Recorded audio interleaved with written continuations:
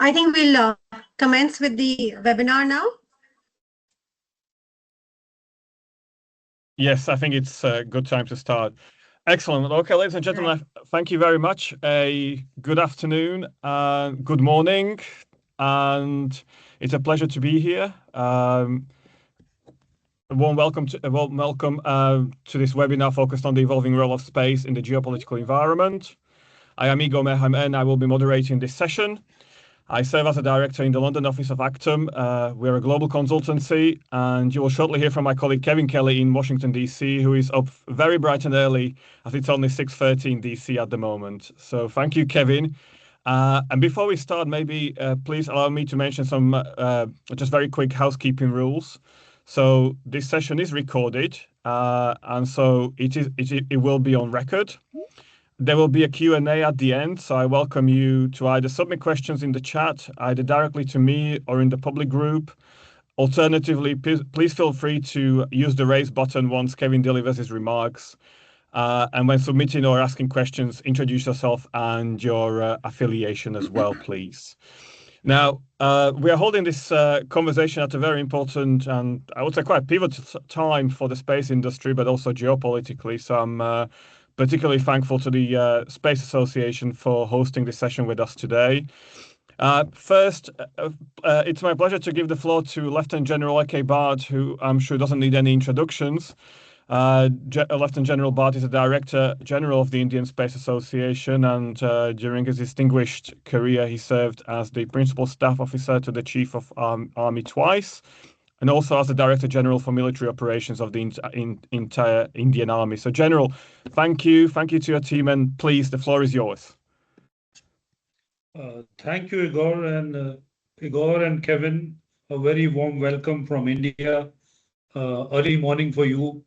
A very, very good morning, and good afternoon to all those who have joined us for this webinar today. As the topic of the webinar says, the evolving role of space in the geopolitical environment and how does it impact more in focus in India is what the speaker will do today. Tell us about it.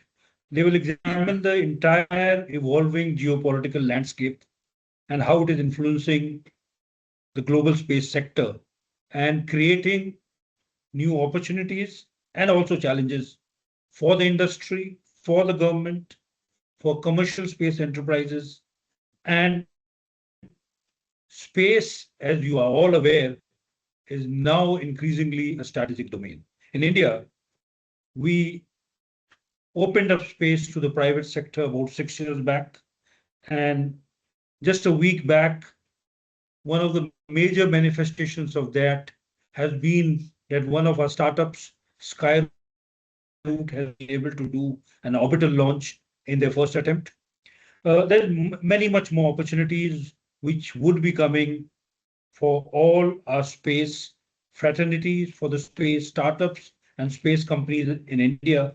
But here, when there is a global flux and global uncertainties all over the world, and more importantly in the Middle East and parts of Europe, it is very important to realize in this globally connected world, how resilient are our supply chains.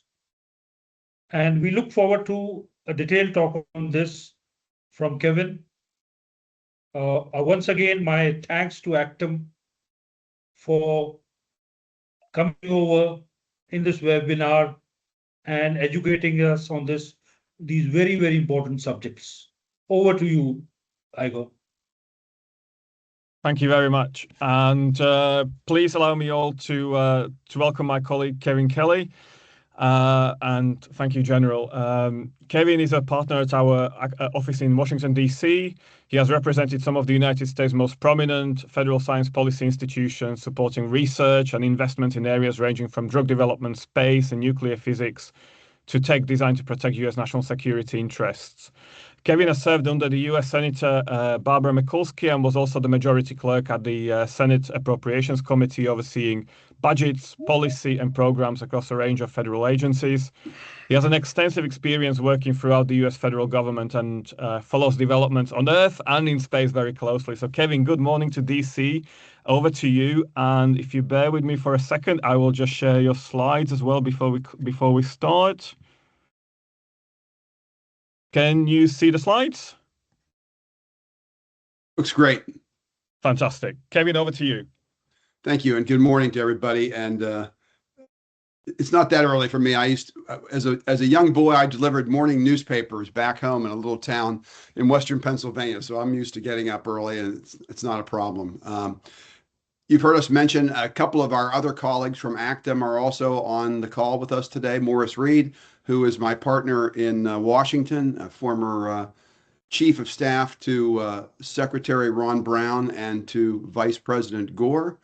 And Jeff Regan, who also works in our Washington office and is working on a number of areas collectively that involve commercial interests in India and also commercial interests in the space industry. So I wanted to shout that out. ACTM is a global consultancy. We have offices in New York, Washington, London, and then Sacramento, and our headquarters in Los Angeles.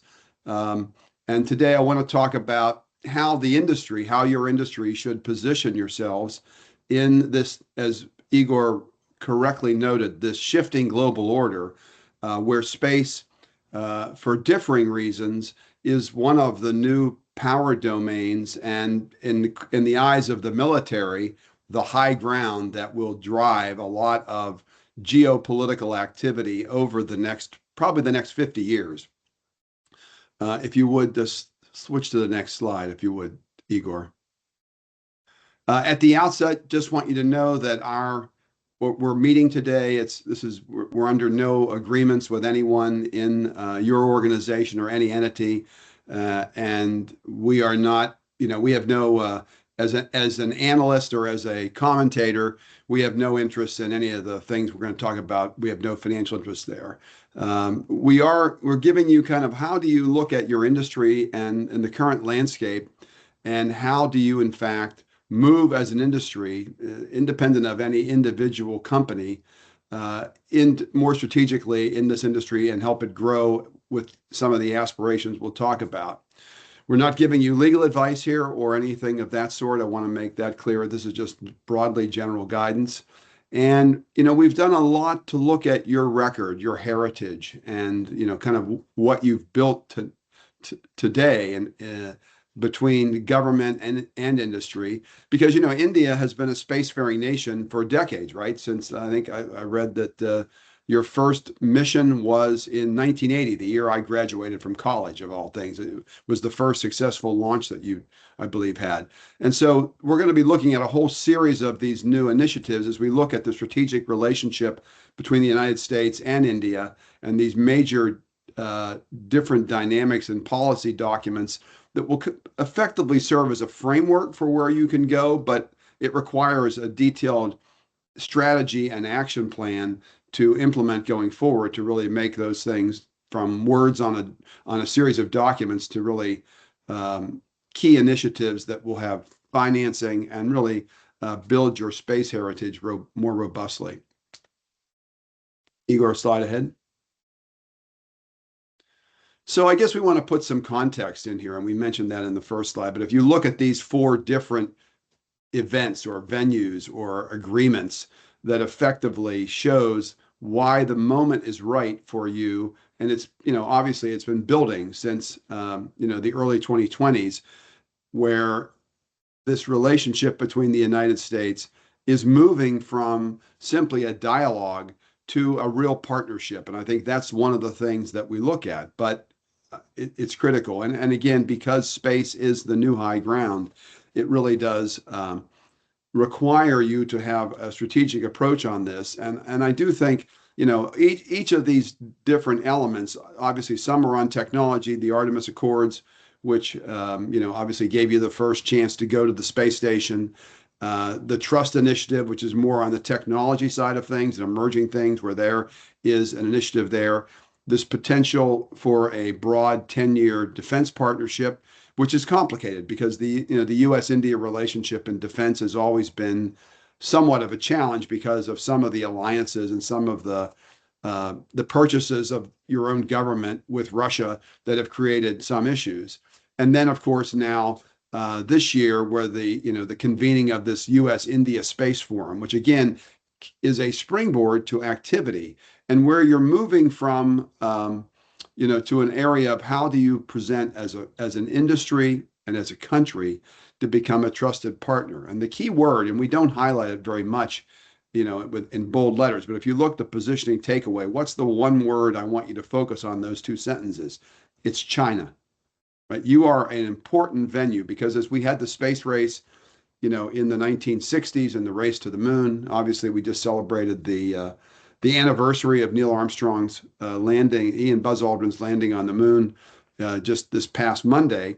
But the point is that the new space race is obviously with China, and they are moving ahead aggressively.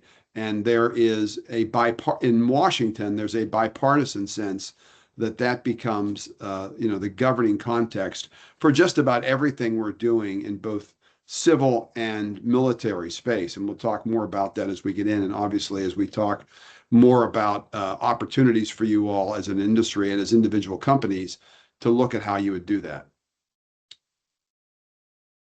Go ahead, Igor.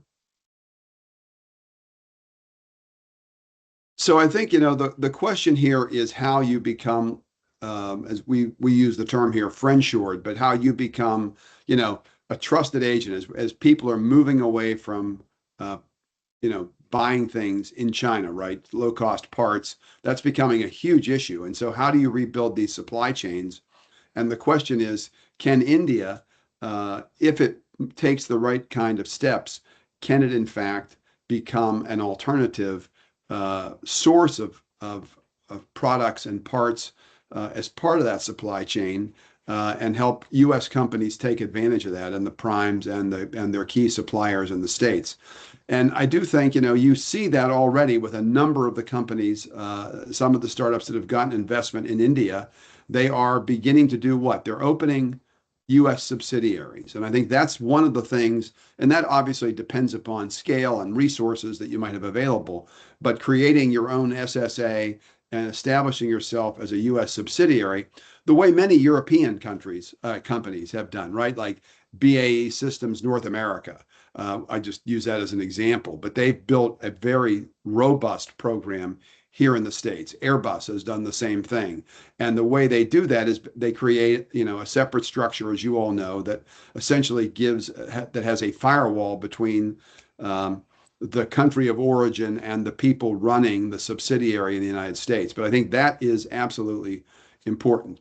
The second thing is pitching them to say, how can you help diversify this, what we would call this inbound sourcing, so that it's not just Japan or South Korea or Europe that's involved in this thing. And I think that's something to think about, how you can actually do it. Because again, part of it is we want more competition, more choice, right?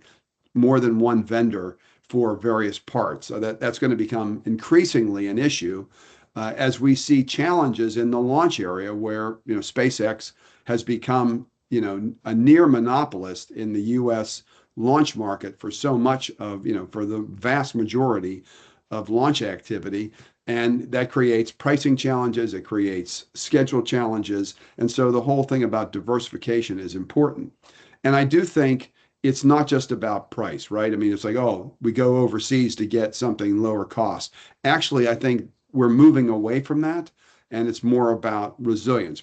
Cost still will matter in virtually any transaction and activity, but I do think that that's something where, as from a messaging standpoint, the word resilience becomes a very critical thing. Now, there are challenges, right? I think, you have challenges. There's always going to be this export control friction. Obviously, you see that in the, some of the comments in the U.S. today in worrying about selling major platforms to India, right? I mean, military platforms, that there's concern about that because of some of the things that, of systems that in the government that would potentially run the risk of ITAR exposure or hijacking of really trusted U.S. technology.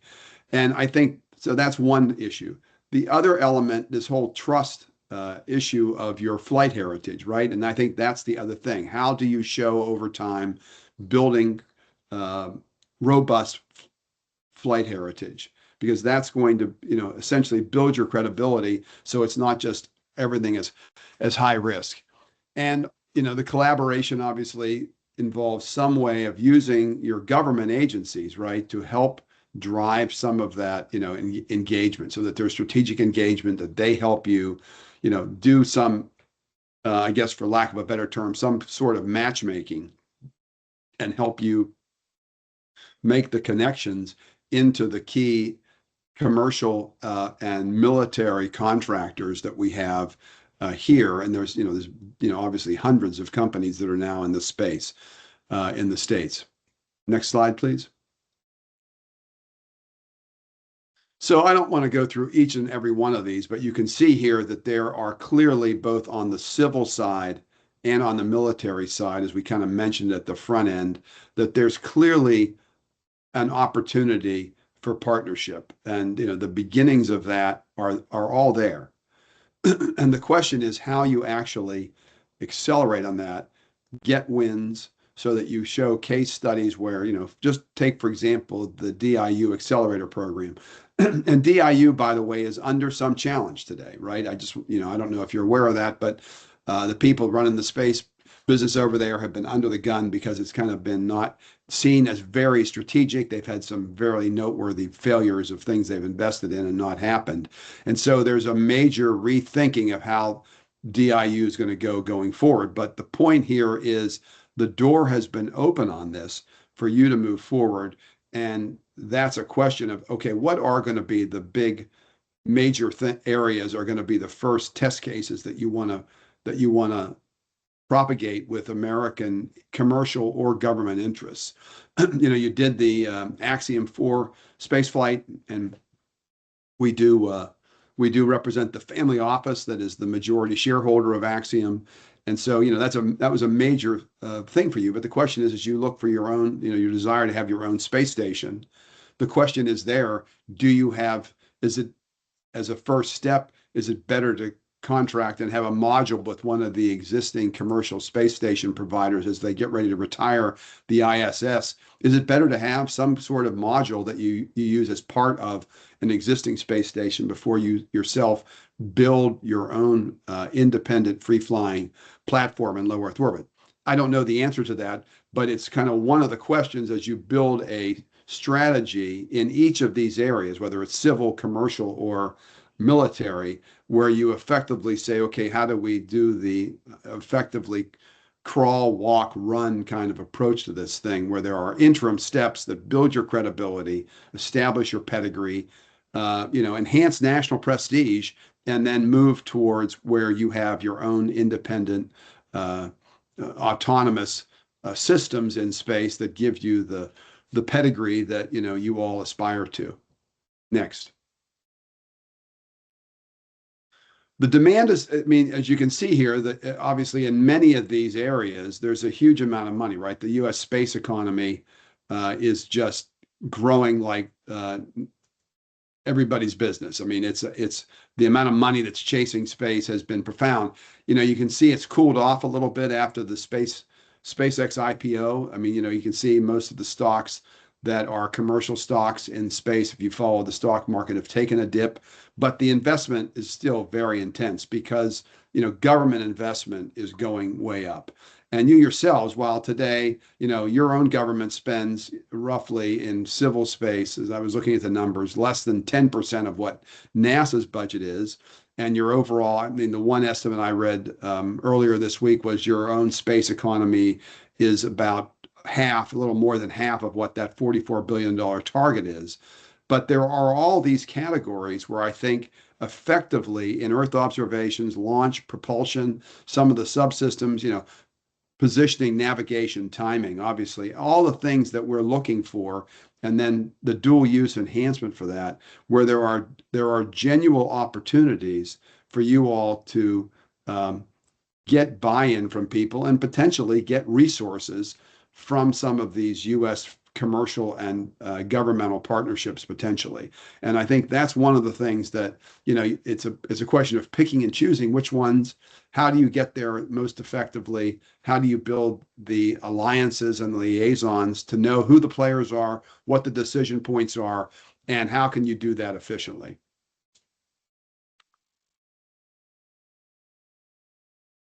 So we're going to wrap up here with I would say is what's the playbook here?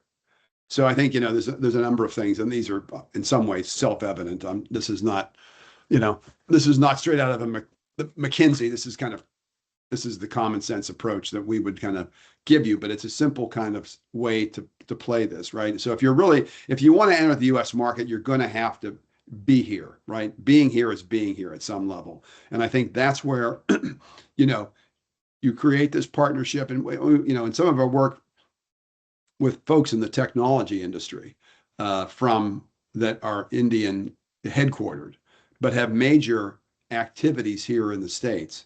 One of the challenges that we're finding is that nobody knows that they're here, right? They operate, and they do phenomenal work. They employ, hundreds of thousands of Americans, and yet people don't know they're here. They've not done a good job at establishing their brand, relatively speaking. And everybody thinks it's all about, H-1B visas and all that. And nothing could be further from the truth, right? I mean, and there's a lot of polemic here. And what I would say to you is, by establishing, like we would say, on the moon, boots on the ground, that would be critical. The second thing is technical, right? It's about flight heritage, right? It's showing that you have a pedigree in some way, shape, or form, who, as I would say, as we would say back home, you've run for sheriff in the space program, right? I mean, it's like you've done the work, and you know how to get things done, and you have these references that begin to build it, because it's important. I mean, it's it is, as we say here on the slide, it's a trust-heavy market. And the pressure for that is incredible, even though it's a risky business, right? I mean, as I learned as a young staffer in the Senate, talking to the guys that controlled the money at NASA, and they just said, Kevin, look at the fire in those engines, and it's a very dangerous, high-risk business, whatever you're doing. And that's very true. But the reality is, you want to be able to show people you can get it right most of the time. Clearly, the export control issues, I think, and the relative licenses, are going to be critical to show that you can be trusted, right? And it requires paperwork, it requires discipline, it requires, managing expectations, but it's critical that you absolutely put those in place and walk in the first meeting to show that you already know what the game is, and you've begun to put in place the protocols to guarantee the confidentiality and the protections that, any U.S. commercial or governmental interest is going to want. And then, the question is, how do you look through some of these pilot programs to actually build them into broader programs of record, or become partners as a second-tier supplier on a critical program, where, again, you build that heritage and get access to larger jobs, larger contracts, larger work. But you work through some of these initial channels. And I think one of the tricks is going to be on this is to make sure, because I think we're expecting some change in control in the Congress here with the elections coming up. The Republicans are underwater politically for lots of reasons, and we're happy to answer questions on that, although I don't want to make this a political commentary. But the point is to make sure that all of these programs and initiatives remain a bipartisan thing. And I think that's really critical, really critical. And one of the pieces of that, and let's go to the next slide, Igor, to wrap this up. One of the things that I think you should think about is partnering with members of the Indian diaspora that are in the space business in the States, right? I mean, if you look around all of the NASA centers, I would bet next month's paycheck on the fact that you have, many companies that have people of Indian descent whose parents came from India to the States, or they themselves maybe are first generation, that effectively are engaged in the business of space, both civil and commercial and military. And I think that's really quite important. And, resources are growing. NASA's NASA's budget's about stalled out in the mid-20s. So if ISRO is, I think it's, if it's 1.6 billion US dollars roughly, NASA's at 24, it might grow to 30 over the next 5 or 6 years. It depends on how serious we'll be about establishing this lunar base and maintaining the balance in science programs. But the Space Force, which last year was already $3 billion more than NASA, it was 27 billion last year. This year, Congress is on track to double the amount of money in the U.S. Space Force to 55 billion. And actually, the president and his team and the folks at the Pentagon actually want to triple it. They would like to see it to be in the mid 70s. Now, I'm not sure that they can spend an extra $50 billion well in 1 year.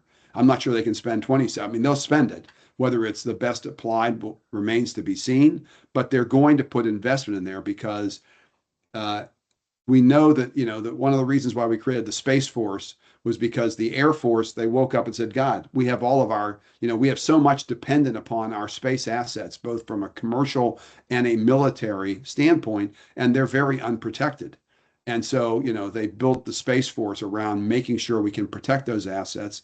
And now we're evolving to looking at the cislunar environment as the new high ground for military space and to some degree for commercial space, and looking to see how we build that out.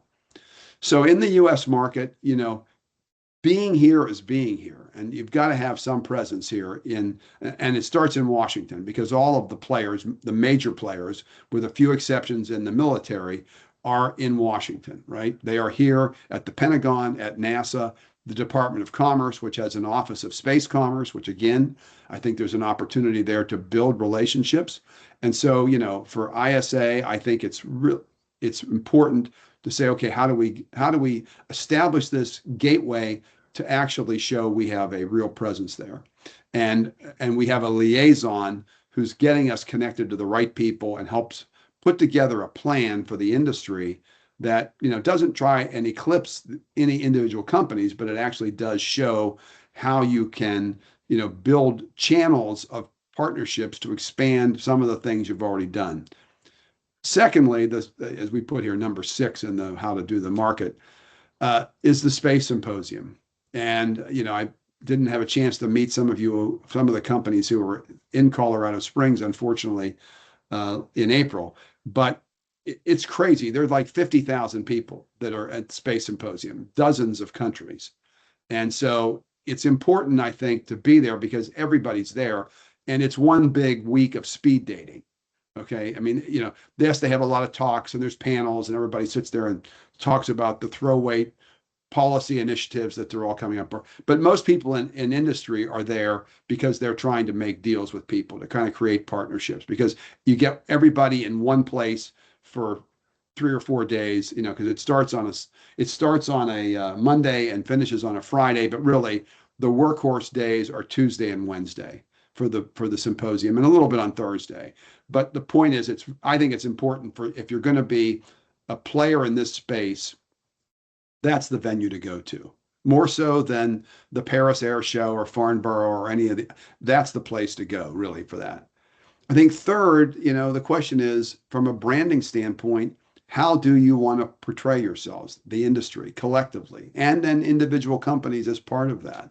And I think that is again, how do you win trust? It's about creating a brand that is distinctive, that is substantive, and that shows that it's all really about supply chain partnership and resiliency. And I think that's where there is a hunger for that. There really is, because you notice in the U.S. market, I don't know that there's a lot of new companies. There's certainly many companies, but what you're seeing is a consolidation, and people are now, and there will be some failures, right? I'm sure there are going to be some companies. You can't have, 6 companies or 5 companies that are all going to build their own commercial space station. That's in the world of that's not going to happen. All right. So there will be people falling off, but the point is that there will be more consolidation in the U.S. market. People will be acquiring different kinds of companies, and there's an opportunity for Indian companies to play as well. And then I think the question is, do you need a full-scale public affairs campaign? It depends on how serious and what's the scale of that, right? It's about ramping up. This is not about doing everything at once, but it is about, okay, we have a battle plan that is about helping the companies that we have here, the 500 or so companies that you have, and you have, right, you have big, you have your legacy big 50, you have 200 startups, and then you've got a bunch of other folks in between. And many of them have attracted meaningful amounts of private capital. And that is noteworthy, right? But I don't think most people know that.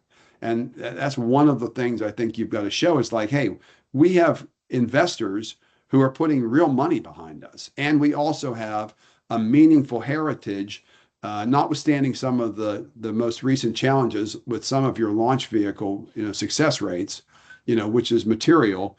But the point is that, and you've got to show that that's going to get fixed and corrected. But the reality is that you are in this for the long run, and people are willing to put their money where their mouth is, so to speak, using an American catchphrase, to be able to drive your credibility and broader and deeper business partnerships going forward. So I've taken the last slide here. I think this is the last slide, is about ITAR, right? And about the compliance with export controls. Goes without saying, this is kind of a core, as we would say as the good, I studied to be a priest for 11 years, as the good fathers taught us in Latin, this is the a priori requirement here, where this is the thing that is a threshold. And the bottom line is you have an edge here on this, but the reality is companies got to show individually how they are making sure that they are fully compliant. They've got the rules in place. And the association, I think, here can play a meaningful role by speaking up for the credibility and the general, obviously, because of your heritage and, in terms of national security and, military alliances, that, the association provides, industry-wide cover and education, training, and frankly, then in a business to government discussion with the various players in Washington who will track this at the Commerce Department or at Treasury or at the Department of Defense or Congress, for that matter, that you have got this done. So this is your compliance checklist. I'm not going to go through this. You have these slides. Obviously, these are six of the tools that we think, in terms of, okay, if you had a method to the madness, here's how you'd start this. And it's a highly specialized thing, but that's really critical. So thanks for the chance to speak this morning. I know that we've got, another 20 minutes or so for time. If to the bottom of the hour, if people have questions, happy to answer them, within range. Kevin, thank you very much. And I would only say one thing about Farnborough. At least, we have a great Spitfire flight past, at least. So that's why I'm going there for that, at least. So as we start a Q&A, can I please ask you either to submit questions in the chat box, stating your names and your affiliation, or using the raise hand button. I see a raise hand by Akanashi Bansal. Please feel free to, you're very welcome to ask a question. Hi, I hope I'm audible. I'm struggling to hear you. Is it still a struggle? Is there a network issue? Perfect. Sorry, I'm traveling, so there might be a network drop. Just let me know in case you can't hear me in the middle. But thank you, Kevin. Those were really insightful remarks. Just for an introduction, I'm Akanshi. I'm a Defense Research Officer from the Australian High Commission here at New Delhi, India. And my question is regarding the INDUS-X framework that you mentioned. When the framework was introduced, it was ideally introduced to bridge a lot of those gaps that you mentioned that the companies face, especially in the defense collaboration sector, like stakeholder engagement and hand-holding between the two partners. And a lot of the knowledge, learning, and trust building was supposed to happen through that framework. So just from your perspective, what do you think have been some of the other challenges that is not led that framework to be as successful as it was envisioned to be in the sustainability? Well, I think to some degree in all this, like I said at the front end, I think you have these agreements that were supposed to they set the framework, but what I think is lacking is a persistent effort to grow and expand the partnerships. Right? There's a few that you have a few of these things that where they're obviously like with DIU, you have a number of things with a number of companies that are working there. But I think it's a question of how do you build a persistent kind of roadmap, a roadmap that has a persistence in terms of your showing up or having somebody show up for you that essentially begins to create deeper and longer partnerships, and then begins to look at the programs of record in the government and the commercial interests, in terms of things like satellite systems, other things commercially that are going to go up, and how do you build in an opportunity on ramps for Indian companies, whether they're located in India or in the States, to do it, because there are some challenges. I mean, for companies like yourselves, I mean, SpaceX, for example, and I'm not here to harp on them one way or the other, they don't have suppliers, right? They basically do everything vertically integrated. That's been one of the methods to that. Other companies, other big OEMs are not like that. But the point is that because they're involved in so much activity commercially these days, both on the satellite side and the launch side, it's a squeeze play to some degree. And I think what I would say to you is there needs to be the challenge to me is showing up persistently, identifying champions, and making sure that because of a U.S. presence, you can get them to play so that there is continued dialogue and there's a way to structure the engagements so that there is some credible way. It's not just, kind of a one-off here, a one-off there, that there's actually, hey, we're going to focus on these 6 or 7 or 8 key areas. And here are a menu of partners from our association, from our industry that can play in this. And then also working, with the ambassador in Washington and his team at the embassy to try and build out these partnerships, more robustly. I think that's what I see as a challenge here is the persistence, because everyone's trying to get in on the space business. I mean, go to the space symposium. Every country under the sun is there. And the question for yourselves is there a way as you build out, is there an AUKUS with India included, right? Is there a Southeast Asia pivot for the United States to make because of the concern about China? I didn't finish with that, but that really is the overlay. I think that would be the way I'd approach that. I see you removed your raise hand. Thank you very much, Kevin. And I see we have a question from Akshat Johri. Hi, this is Akshat Johri. I'll just introduce myself quickly. I am a transaction advisor working for a financial institution in India. We handle all procurement-related projects for InSpace, ISRO, and New Space India Limited. And I have been steadily working with all the procurement policies that has happened between India and the private industry in the last 3-4 years.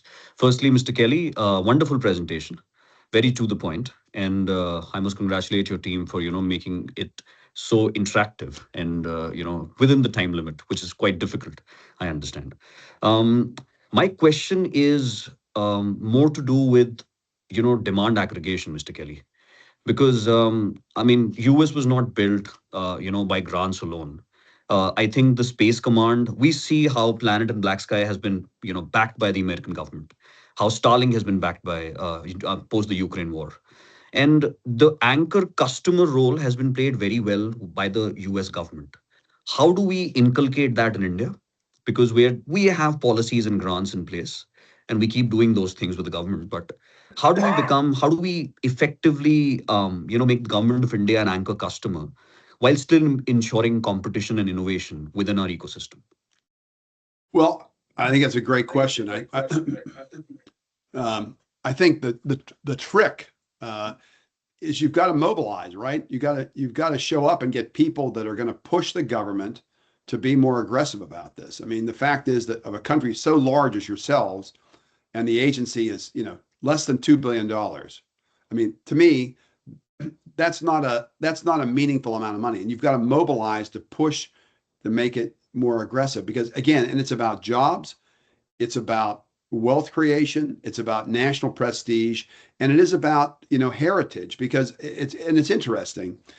We've done some work off and on for a Canadian satellite company, and it's very tough to sell to the U.S. government stuff. I mean, it's not hard with NASA if not everything's coming from the United States, but it's very hard for like the Pentagon is not buying stuff that is not made in the U.S. in space for the most part. I mean, there's a lot of things where that's a real challenge.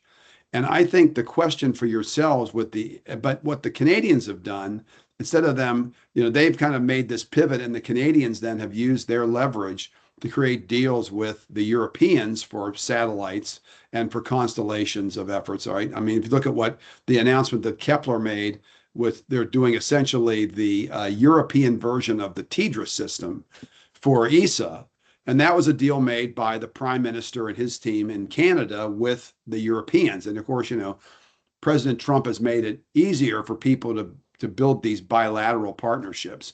And I think you've got to get the companies in India organized to say, if you look at where you are, like in terms of ranking, in terms of investment in space, start there and show that, you're way behind. I mean, you're not going to be the United States, but you're way behind other countries as well, including Europe. And the question here is, how do you push hard to drive in there and show that, first of all, you need the asset base. The government needs the asset base. It needs launch access because, let's face it, the next big global fight is, if there is a global military conflict, and I think, unfortunately, in our lifetime, there may well be that. And I'm not a young man anymore, but I do think that there's a high risk of that the space domain will be central to that.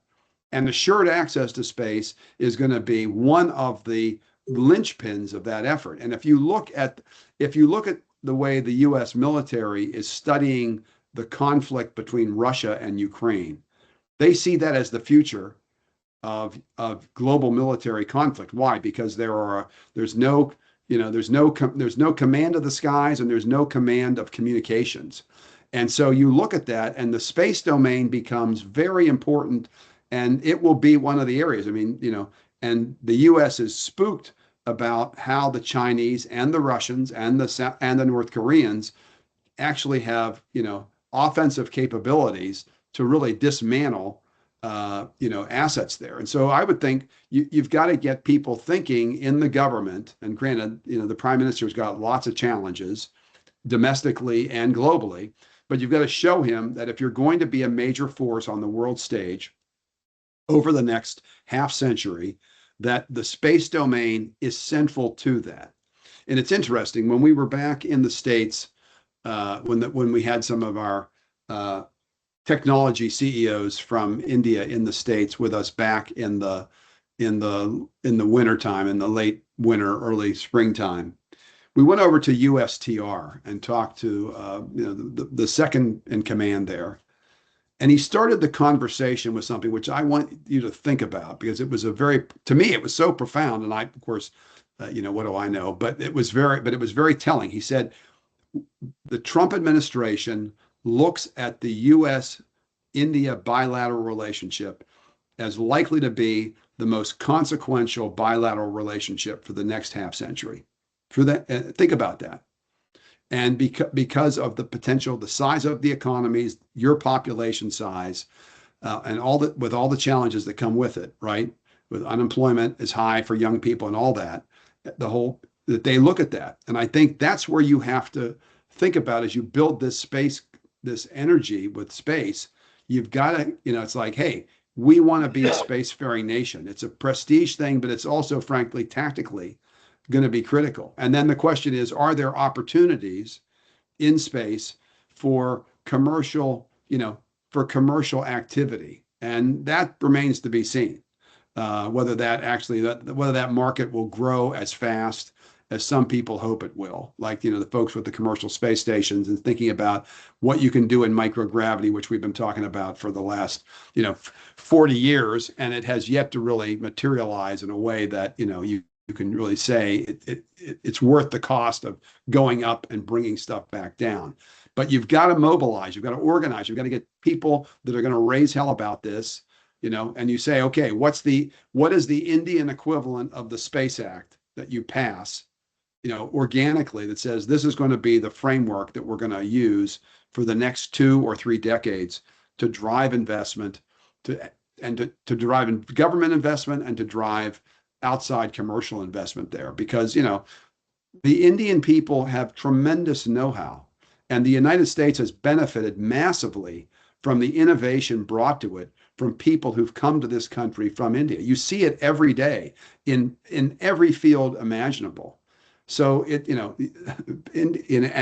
fact is, it's something to capitalize upon and build upon. But you got to get organized, and you've got to be aggressive in pushing what you want, because otherwise people will think, they talk a good game, but they don't follow through. And they're willing to take crumbs instead of crackers or a whole loaf of bread. And I think in that sense, you've got to really say, no, you've got to be aggressive and say, here is the way we got to grow this program so we surpass Europe, and we are beginning to chase China and the United States for investment and infrastructure in the space world.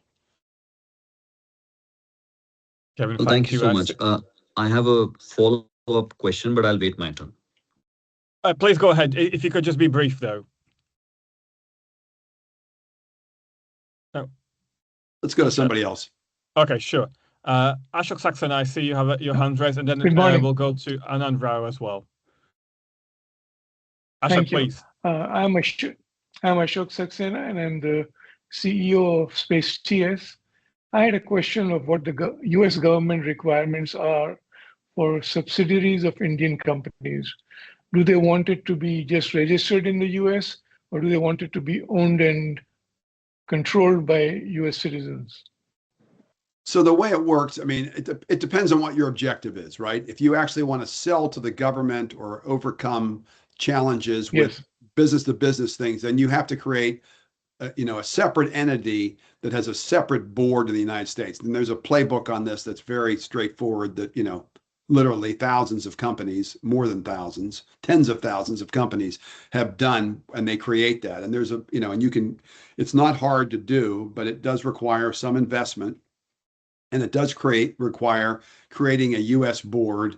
And if you're going to do business with the government, it's likely that you're going to have US citizens running the playbook if you're expecting to get federal money from them. That's generally speaking what's happened. But it's not complicated to do. We can help anybody kind of get that set up. You can get the lawyers to get the structure put in place. It's not very difficult at all on how to do that. And then you get various contracting access codes to essentially be able to bid on things accordingly. But it is doing that. I mean, and your colleagues in the technology industry have mastered this, really. I mean, it's brilliant what they do. And although it's not well understood how big and how important they are, because they've kind of kept it under the radar screen in so many of the venues, and they're in virtually every state now. But you got to start somewhere and get a foothold and think about where you would locate initially if you're going to do that. All right. Thank you. Anand, please. Okay. Thank you, Kevin, for such an engaging talk. I am Group Captain Anand Rao, Director of Indian Space Association. My question is more strategic in nature. And if you look at the overall scenario in space, we have heard those 3 C's. Space has become contested, congested, and competitive. But I'll also add another C, which is collaborative. So while geopolitical rivalries are going to continue, at the same time, the collaborative and global nature is not going to change, which means that for a country like India, there will be partnerships across the world. There will be interconnected supply chains across continents. So for a company that wishes to enter into the US market, is that a barrier, and how do you address such things? I don't think it has to be a barrier. I think, but you've got to pick your right spot so you're not chasing every last opportunity. So it's like, what is the niche initially that you want to, kind of enter? What's your first article that you're going to offer to somebody that says, that's actually great from a qualitative, from a heritage, from a price point, whatever it is, that we could actually capitalize upon it. And that's, on par. And maybe a little better than something you'll find elsewhere. I mean, I think that's really the trick on all of this.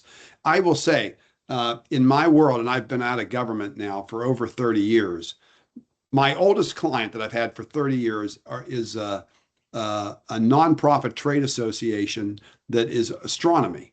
Okay, and so the question is, the Indian government, is a major player in the growing in the world of like building new telescopes.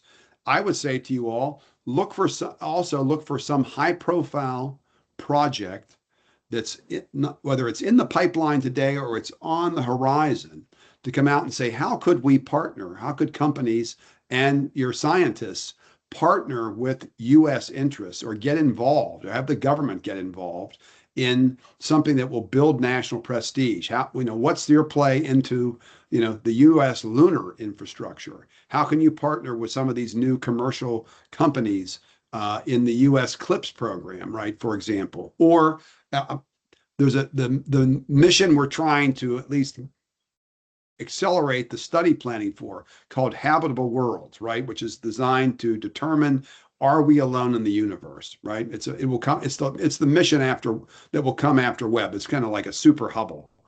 And we hope to get it off the ground, meaning, a new start by the end of this decade, and hopefully get it launched sometime in the mid 2030s. That's a perfectly good thing for India's at the table on the 30-meter telescope with the University of California consortium, limping along, unfortunately, but it's there, right? The question is, how do you get involved in things like that raise your prestige, raise your profile, and then get companies picking their granular niche about how they would want to play in this thing, right? For some of the things that are out there, whether it's space mobility or space domain awareness, or whether it's PNT or whether it's something else. But the point is, there's lots of these different segments that I think companies can go for. Thank you. Thank you very much. I see we've got Pav Kachadia who wants to ask a question in the chat. Pav, please feel free to ask your question. I'll read it out. Imagine a future technology that enables aircraft or airships to transport cargo volumes comparable to today's largest container ships at commercially viable costs. How would this innovation transform global trade, supply chains, shipping routes, infrastructure, freight costs, environmental impacts, and geopolitical trade patterns? What industry would benefit the most, and what challenges would arise during the transition from sea-based shipping to large air cargo transportation? So looking forward to the future, Kevin. Well, indeed. In fact, there was a study that was done. There was an article written a few years ago about, this vision by, of course, Elon Musk, about how you could actually, use the Starship to get it human rated, and where you would be able to send a platoon or a brigade. I don't know, brigade is too big probably, but you would be able to send a military unit in a Starship. And so in a few hours, they would be right on China's doorstep, right? And how that would change the theater of operations for something like that, right?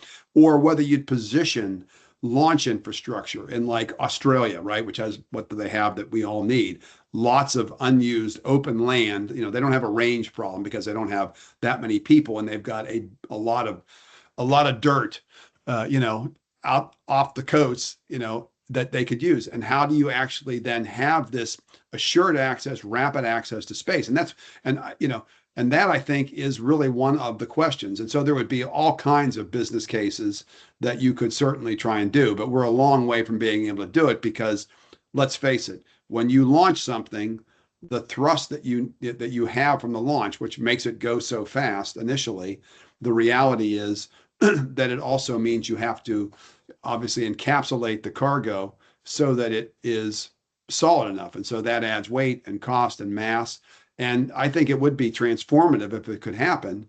On the other hand, we have trouble managing the global air traffic control. The question is, if you throw in, commercially launches that are designed to deliver large amounts of goods and other things, maybe even people, that becomes an entirely, a new, so disruptive, right? And the big issue you're going to have is safety. That's going to be the number one a priori is safety. But it will be. The military would be the greatest beneficiary, at least in the short term, in terms of theater of operations. But you could see it, applying to everything. And would it upset the global shipping market? It certainly could. It's just kind of like in the United States today. If you look, because of the shortage of truck drivers, even though the Department of Transportation doesn't want to say that there's a shortage, what's happening? Shippers are now moving everything onto rail, or a lot more goods onto rail, which is driving the price of shipping up, which is driving the price of goods up for consumers. And it's great for the railroad stock prices, but it's a big drain on everybody else. So I think, there'll be some shifts on this. And as we've seen today with what's happened, in the Mideast because of the war with Iran, and you look at the global shipping on just energy alone, it's going to lead people to force themselves into far more accelerate technologies that will, not be dependent upon the existing logistic frameworks. So I can't, there would be a whole study part that we would have to do to kind of say who would be the most beneficiary, but it is out there.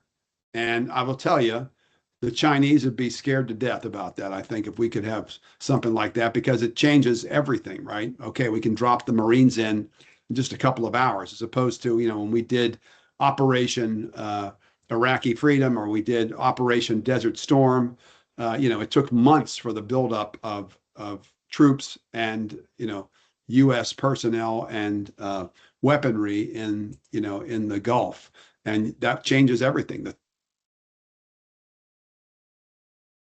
Kevin, thank you very much. I'm very conscious of the time, and I don't want to be taking any more time. But I think we have still one more follow-up question from Akshat Johari, and then we'll conclude. Akshat, please.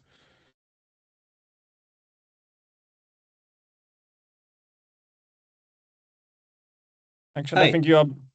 Oh, great. Actually, my colleague has a question he would like to sort of ask. Yeah. So I want to understand about the opportunities from orbital data center opportunities, as we have a lot of constraints related to power and energy, water supply for data center on Earth. So how can sustainable in a sustainable way orbital data center opportunities can be utilized? Data centers are being shifted to space is what he wants to ask. And we are all facing, infrastructure issues, or we will have crisis of energy and water coming in the future. So what does this migration look from a geopolitical lens, and how does India participate in it? I think you need a plan. I mean, first and foremost, you need a plan. You need some level of investment. What role do you want to play, right? In terms of like putting the assets in space, or running the computational power behind it, or all of the subsystems that you'll need to manage and regulate these things. Because again, I do think space data centers at some point will actually happen. I don't think they're going to happen nearly on this, lightning schedule. I mean, yes, I know Elon Musk says, oh, it's happening tomorrow, but he's going to Mars in 4 years as well, and with people, and they're going to establish a colony. And, which is kind of comical, but I will say this, though, JPL did actually do studies in the 1980s that said, okay, what happens if we screw the planet up? Could we start a carbon cycle on Mars so that it would actually be inhabitable? So people are looking at some exotic things like this. With data centers, there's obviously a lot in the current environment, a massive amount of political blowback because of the perception that they're loud, they're in some senses kind of unsightly or very sterile, And the biggest thing is people in the surrounding areas think they're going to pay for the energy demand, that the ratepayers are going to pay instead of the people that have built and operated the data centers. So I think there will be, but I think, you've got to find a way to say, okay, here's our niche in this. I mean, what kind of capacity is India going to need from a data center standpoint, or people in that part of the world, or hey, we're going to create a partnership that actually builds some sort of alliances on this and create the commercial framework for saying, okay, we're going to give a preferred way. If you come through us, there'll be incentives to effectively make you a preferred player in that particular market. But today, what I see is a lot of view graph engineering. And I think that, that's where we are on this at this point, right? And, and as you look at, and there's new systems out there, like quantum computing, right? Which of course is going to change the whole dynamic of things. And it's very interesting. I was with a number of United States senators a few weeks ago at a gathering, and I was talking to one of them who's a very powerful member involved in the U.S. military. But this is kind of the way that people are thinking asymmetrically about things. And we were talking about submarines, because obviously submarines are a big issue in the U.S. military budget because they take too long to build. They're very important for our strategy against major threats like China, and certainly the Russians and the North Koreans. And he said to me, the senator said to me, we've got to win the quantum computing battle. That's where it's critical. Because if we don't win that, you might have assets in space with quantum computing, because the way you can use quantum as kind of an alternative to creating an alternative to GPS through magnetic signature, as you know.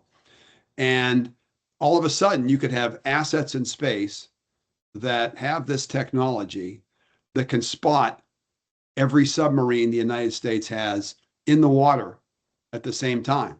And here you have some kind of laser that's based on a space-based asset that could take out a $30 billion asset just like that. So you think about the disruptive nature of some of these things. And data, so it's broader than just data centers, but I do think people are going to be looking at how you put all these pieces together. I will say, what is the best heritage for the technology industry broadly in India? It's kind of like the old public relations advertisement for 3M. We don't make the carpet, we make the carpet better. You take these large, in an AI, you're taking all these large language models that all these various AI companies are building and producing, but you're operationalizing it for banks, for defense companies, for transportation infrastructure, for energy, for healthcare, for, all these different segments of industries globally and in the United States. And that's where I think, frankly, you all have the ability to catalyze on this because of your intellectual heft and your heritage in helping solve very difficult problems, right? Because that's what all of these things are. These are all very demanding, very challenging, technically proficient things. And the brilliance of the Indian people over a long period of time, certainly since your independence, and as you build towards that I think, and I do think for yourselves, as you think about it, you're less than, you're only 21 years away from celebrating your century of independence.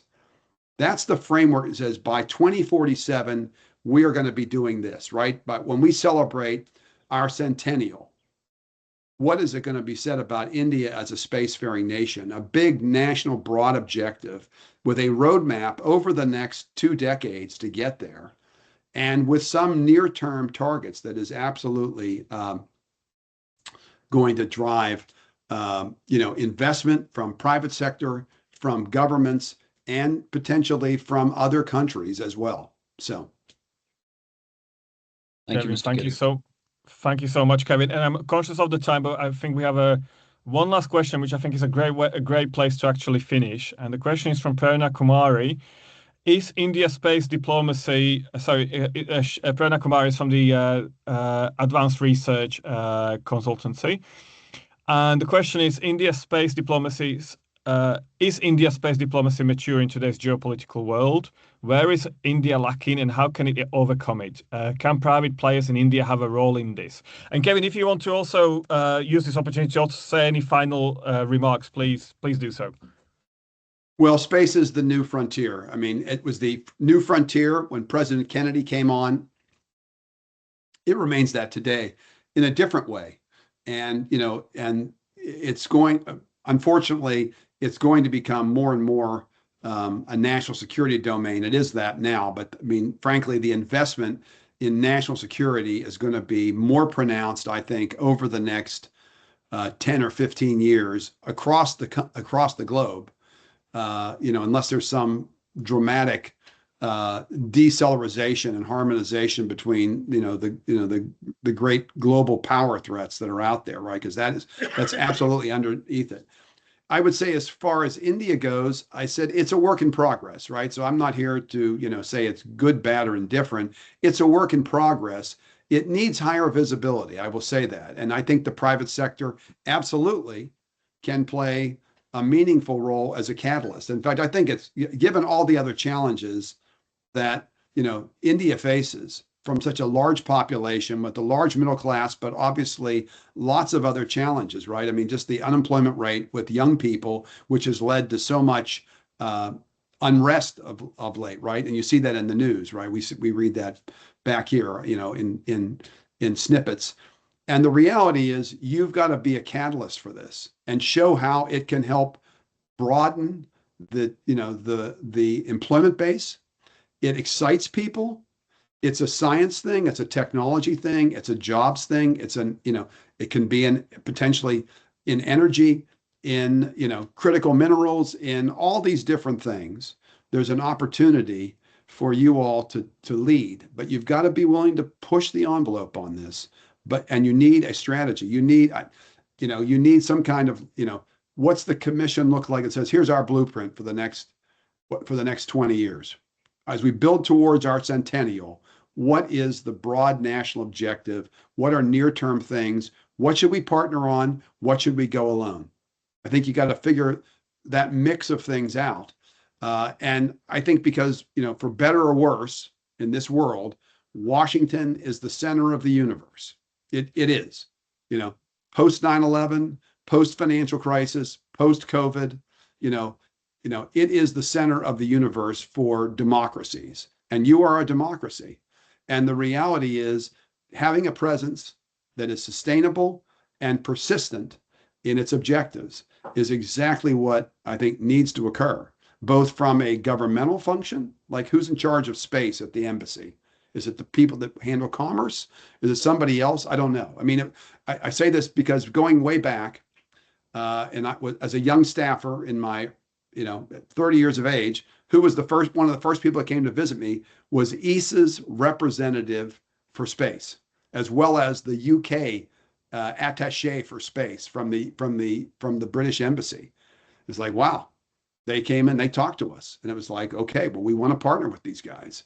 And, we want to help, and they're showing up. And it's like, well, I didn't know you guys had all that stuff going on. You've got to educate people about just how much you've got going. I mean, you have 500 companies involved. You have 200 startups. I mean, that's a phenomenal thing that says, and who knows how many of them will be successful and how many will fail. It doesn't matter, really. The fact is, you're in the game to play and to win. And it's a question of getting a plan together and then pushing stakeholders, both private investors, your leaders at your companies, as well as your government, to stay in the game and to increasingly invest in what looks like a very promising and dynamic future. Because I will tell you, every country now wants to be in space as a sign of national prestige. The important thing is how you can go beyond the prestige thing and operationalize it so that it helps grow the economy and improve the quality of life of the people here on Earth. And I think that's going to be one of your challenges as you go forward. So thanks for making the time this morning. I'm sorry we've run over a little bit, but it's been great talking with all of you. If you're in Washington, our offices are just a block and a half from the White House. There's a lot of construction going over there with the ballroom and all that stuff. But the reality is we're right. We're at ground zero, for better or worse, in DC. So if you're in town, come see us. Igor is our gateway, and thank him as well for setting this up. We really appreciate it, and look forward to continuing our dialogue in the future. Kevin, thank you so much, and that was absolutely fantastic. Thank you. And may I also thank all the participants for all the questions. You've been engaging, and it's been an absolute pleasure. I would also lastly like to thank the Space Association, especially to Aditi Chakrabarti, who's been a fantastic partner in putting this together, for all her hard work and patience as well. Thank you, And to all the other technical staff as well, who've been so kind in putting this together. Before I pass the floor to General Bud, maybe I would just like to say also, in terms of any follow-up, we have a great coffee in our DC office. So as Kevin said, you're always very welcome there. Likewise in our London office, and in between, if you have any questions, any follow-ups, Aditi has our contact, so you're very welcome to contact us anytime. Thank you very much again to all of you, and General Bud, please, over to you for some concluding remarks.